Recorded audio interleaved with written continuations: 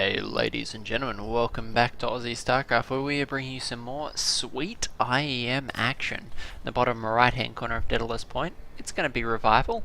The top left hand corner is our red Terran player. It is going to be Jjakji playing for Team My Insanity. Now I've cast a lot of Jjakji lately on the channel. I think probably have more Jjakji games in the last couple of months than we have just about anyone else, but that is because he's been playing some sick Starcraft too, and IEM's been no exception. We've seen some great games out of him, one of the few Terran players on the field, particularly to make it through to this stage of the tournament.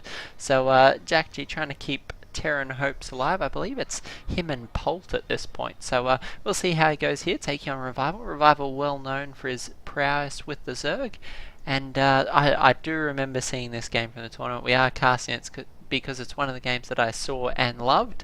It was everything that was good about the Terran versus Zerg dynamic, so great matchups between these two races, always very dynamic. We see Jjakji actually going for quite a greedy opening here on Daedalus, going to throw down the CC first, and Revival will be quick to scout that with an Overlord. But unfortunately for Revival, he went for a similar first hatch first opening, so there's not a lot that Revival can do to actually punish this. Well, not for the next couple of minutes. We have a few Zerglings on the way, but the CC already almost finished there. And Jjakji will be building his first couple of Marines. So quite a greedy opening, particularly on Daedalus Point. It is so hard to wall off this ramp. Absolutely massive. It's been the death of more than one player since this map was introduced to the map pool. I believe it was first time last season, if I'm not mistaken, and not entirely sure if it actually makes the map pool for season 2 of this year. But I quite like the map. It is very difficult for Protoss players, but I think it adds a little bit of something to the map pool. Particularly, I find Protoss players, once you do secure the ramp, it does make it quite easy to defend both your ramp and your third base. You can really get some of these angles working on in your favour. Indeed, we saw a few of those at IEM where Hero and others just we were able to use these angles quite to their advantage. In fact, in spite of the fact that their opponent got excellent concaves against them, just able to bleed the opponent out here at their third base and counter-attack to win the game. Few lucky Zerglings actually managing to make it in the mineral line. Not able to do a lot of damage there, and just one worker killed. And we have Jjakji's first few Hellions here tearing it across the map. Creep spread's getting started for Revival now. Ooh, are we on 2 times speed? Okay, let's slow that down just a little bit. Wondering why it was so crazy quick, but here we are in the 8-minute mark. I don't think it's actually hurt us, as there's been very little aggression thus far in the game. So both these players fairly content to macro it up here, and a few roaches on the way for Revival. Spire also coming up now. Now I imagine these roaches are just the fairly standard sort of safety roaches you'll see Zerg players go for if they're unsure what's coming. They know they need to have a few units out. They're feeling guilty about all the macro. They throw out a few safety roaches. So we see that out of Revival. He has seen the Hellions, knows he needs to keep his mineral line fairly safe from those. And so going to produce those roaches just to try and keep things safe. Revival going to be dropping a little bit of creep on the third base of Jjakji here, and I like the choice out of Revival. Does stall out that base quite significantly. Gonna have to wait a minute for that creep to recede, even after he does kill the Overlord. And my neighbours decided to start mowing the lawn at a rather inopportune moment. So there we go, gonna close that window. And Jjakji here going almost pure Marine, in spite of the fact that it does look like Revival here going to be going Ling Bling Muta. Spire already up, we have 7 Mutalists on the way, and Baneling Nest going down now. So interesting choice out of Jjakji, but he does tend to favour a very Marine heavy composition. We see him actually salvaging the bunker there for a couple extra units, and it looks like he may even move out now if these Marines Marauder Hellions. Going to be quite a big force moving out at the 10-minute mark. If we check out the units tab, is actually 11 Roaches and 7 Mutas to what is starting to look like quite a terrifying force from Jjakji. We have 23 Marines, 5 Marauders, and a few Hellions to round things up and prevent the Zerglings from getting too much of a surround. So looks like Jjakji's just going to muscle it straight out onto the creep. The Hellions are unfortunately going to get picked off by these Roaches super quickly. Widowmine's going to try and burrow on top of them. One does manage to get down. Nice connect there, lots of splash damage. Jjakji may well be able to take out this third base here. Taking up a nice position in the mineral line is going to mean that no Zerglings here can get a decent surround.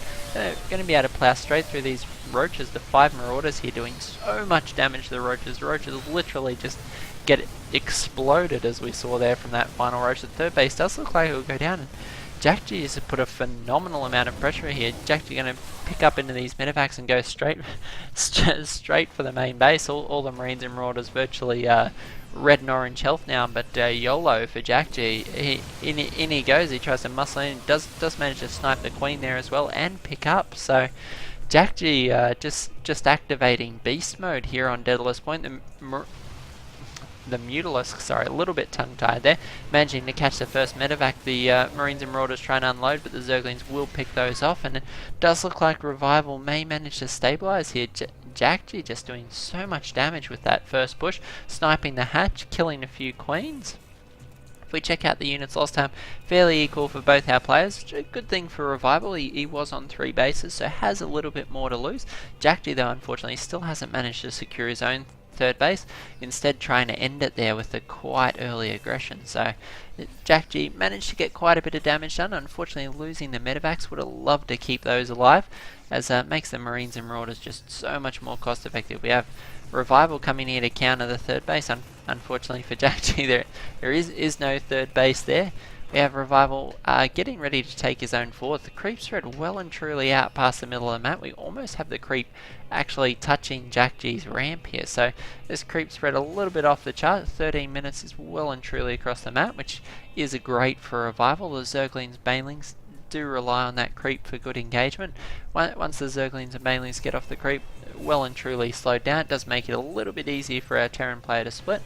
We have Jjakji here buckling down for the siege. He's already pre-splitting all his units, creating a few more supply depots in a way to try and funnel these units. So not often that we see Terran base design like this on Daedalus Point. By now the Terran generally has the third base well and truly established, but unfortunately the back and forward at the start of this game has tremendously slowed down both our players. What would tend to see us at the midway point in a game at the 15-minute mark is still just ending the early opening aggression stage of the game. So the aggro from both players, slowing the game, well, speeding it up from their point of view, but from our point of view, we see 2-2's only just started for Jjakji, and +1/+1 actually for our Zerg player Revival. So Jjakji will have quite a nice window of opportunity. What I love though from Revival is his Overlords just absolutely all over this map. Between the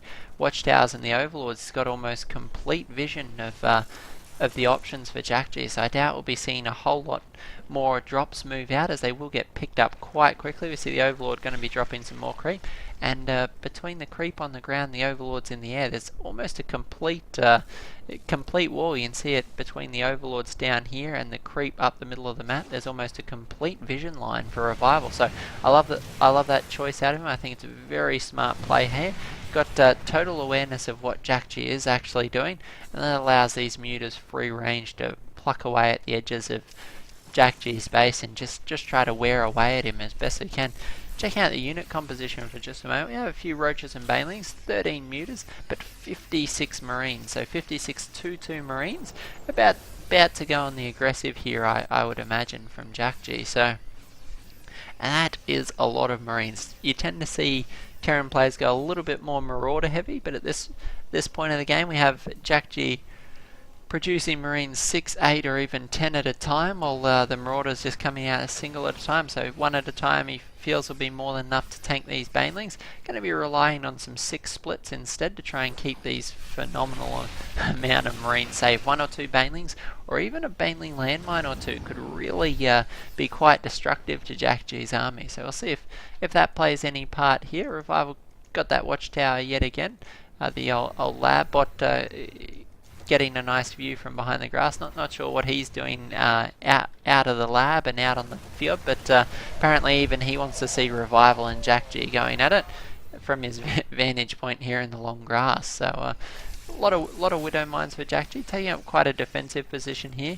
Jjakji has to watch out for a few things here in this matchup. He is very marine heavy, which makes him susceptible to banelings on the creep, makes him susceptible to potential burrowed banelings, and also makes him very susceptible to things like an ultraless tech switch later. We have a drop here trying to threaten the 4th base, but Revival clean that up very quickly. The amount of creep on the field and the very quick army of Revival means that drop play not going to be as effective as we'd usually expect out of our Terran players. Instead, Revival, who sees it quite quickly, is going to be able to mop it up.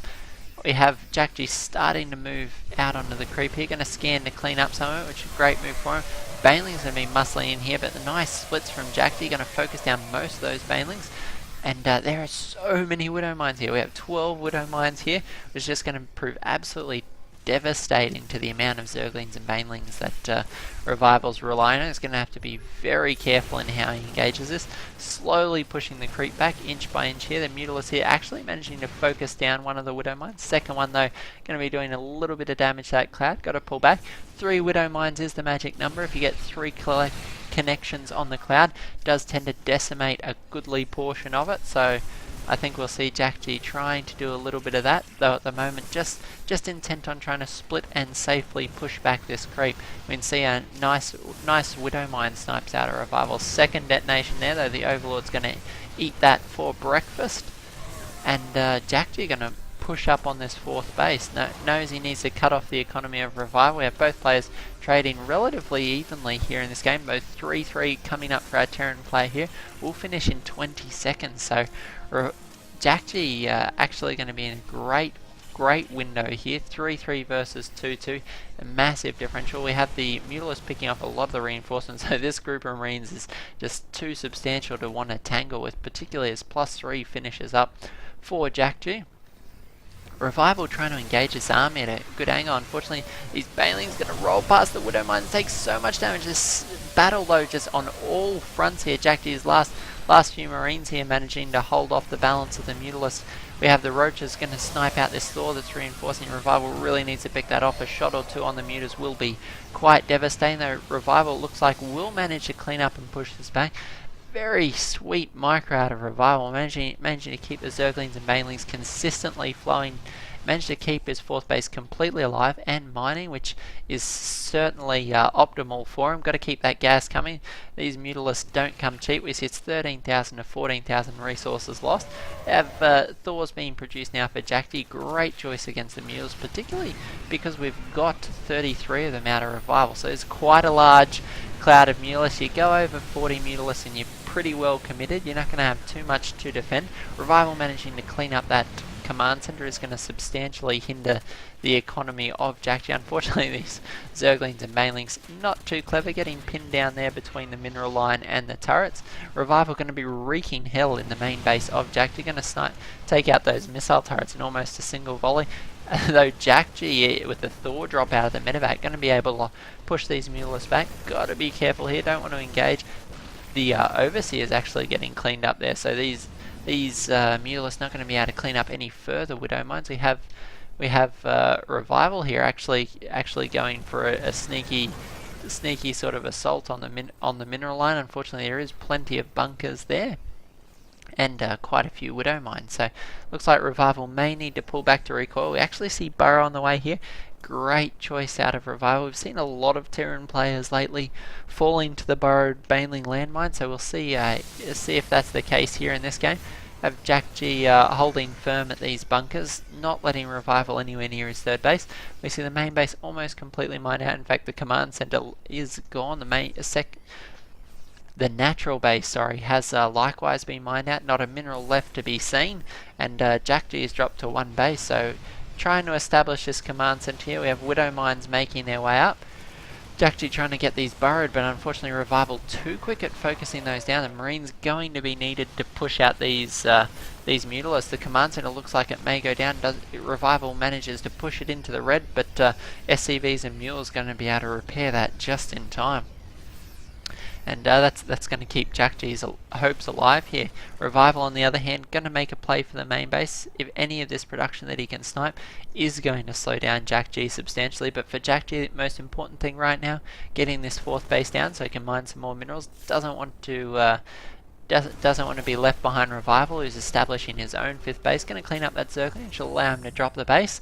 And Jjakji finally manages to re-establish his 4, so that's going to buffer his income substantially. We see the mules start to rain down. It's 31 harvesters to 69, so if Revival can just carry on doing what he's been doing thus far in the game, it does look like he may be able to seal us up. We see a crazy gas bank out of Revival, so we shouldn't be surprised if we do see some sort of ultraless tech switch or even a few infestors hit the field.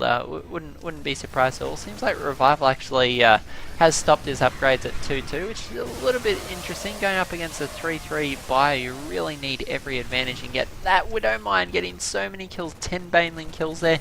Gonna allow Jjakji to force this army well and truly back. We have a Revival going to regroup for perhaps another poke at the natural expansion.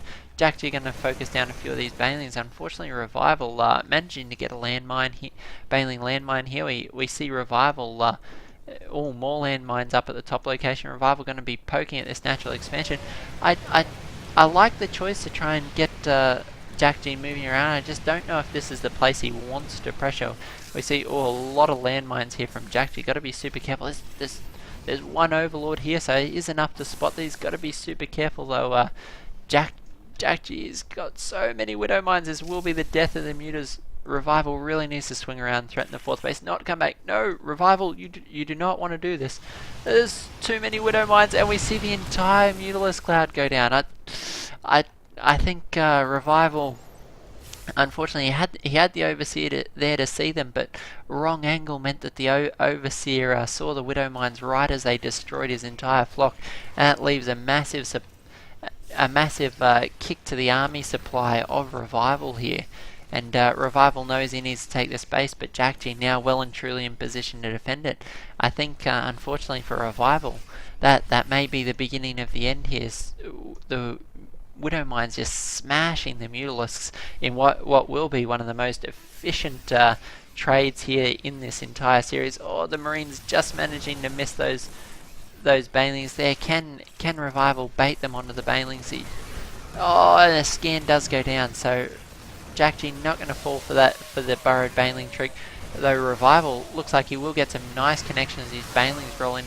Good splits from Jjakji, absorbs a lot of the damage, and this 5th base, even the work is going to be pulled to try and defend it. We have the Mana Mule from Jjakji. He thinks he's got it here. Either that or it was a misclick on the scan. I don't think it's as over perhaps as Jjakji thinks it is. We have Revival. Still plenty of Banelings tucked away here. Potential to sandwich this Terran army if it gets caught up on the creep. A lot of Mutalisks have been rebuilt from Revival. Still plenty of gas. Surprised to not see at least a couple of infestors. I think that would have been a great choice. Perhaps the infestation pit never actually built for Revival. I think that's quite a crucial mistake. He's been going up against 3-3 Bio for a long time, but I think between the Mutalisk choice to engage those Widow Mines and the lack of decision to progress to Hive Tech, never got his 3-3 upgrades, never got his infestor. I think that has done it here for Jjakji. His 3-3 units have just eventually bled straight through Jjakji. What was an even game at 2-2, we see has rapidly swung into Jjakji's favour as 3-3's finished up and given him a substantial edge. So I think we'll see GG called any minute here for Revival, and I think Revival probably a little bit gobsmacked. He was in a very dominant position there. If he could have stopped the mining here at this base, I think it would have been all over Red Rover. Unfortunately, Jjakji just showing us how it's done as he muscles through one of the last few remaining bases of Revival. One more base does remain here in the top right hand corner, but it is now 150 army supply to 80. I think it's all over bar the shouting here as Jjakji barrels into the last remaining base. Widow Mine's going to detonate to destroy those Mulish, reminiscent of of the early Mulus death here at the natural expansion. It's just heart wrenching to see when we don't. Well, I guess it depends on whether you play Zerg or Terran, but I imagine for the Zerg, just heart wrenching to see that Mulus cloud decimate. It was one of the pivotal turning points of the game, and Jjakji managing to take that game and progress on in this series. So nice play from Jjakji. This was game 5 in a best of 5 series. So unfortunately, that will be the end of Revival's tournament hopes. Jjakji will progress into the round of 8. And we'll have plenty more IEM coming up after this. So if this is your first time on the channel, by all means, we'd love to see you here in the future. If you subscribe, you'll get free updates whenever we post games. And we'd love to see you here in the future. For all of you returning subscribers, we hope you enjoyed the cast. Plenty more IEM coming up just after this. So we will catch you all in the next cast. Thanks, guys.